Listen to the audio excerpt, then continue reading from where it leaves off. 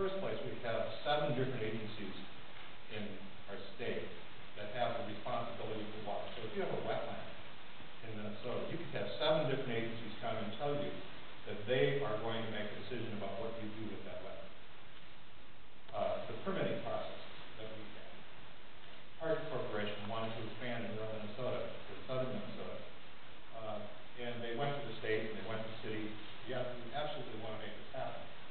And the state, they were told, would take them 24 months to get the permitting that they would need to build that target distribution center.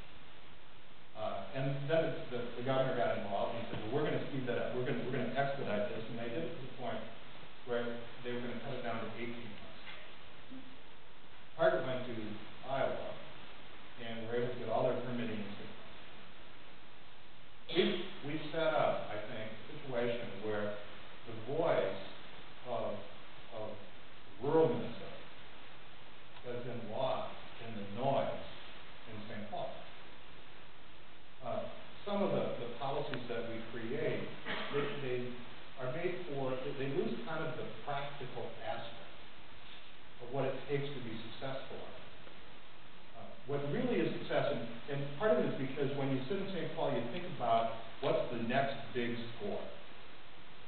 Where are we going to get the next big score? And we're going to have some great big corporation coming. Well, growing up in Renville and my mother at home, having one house built in Renville or 2 homes, that's economic development.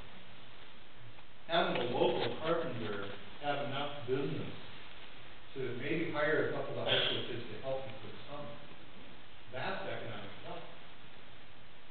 We need to rethink how to create a playing field in rural Minnesota that can be as competitive, not just with Minneapolis and St. Paul, but how do we compete with Iowa and Wisconsin and Canada and Mexico and China?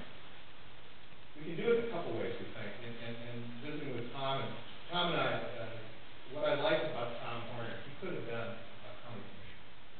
Because he's one of these guys that you give him a problem, and it's about, let's have a solution.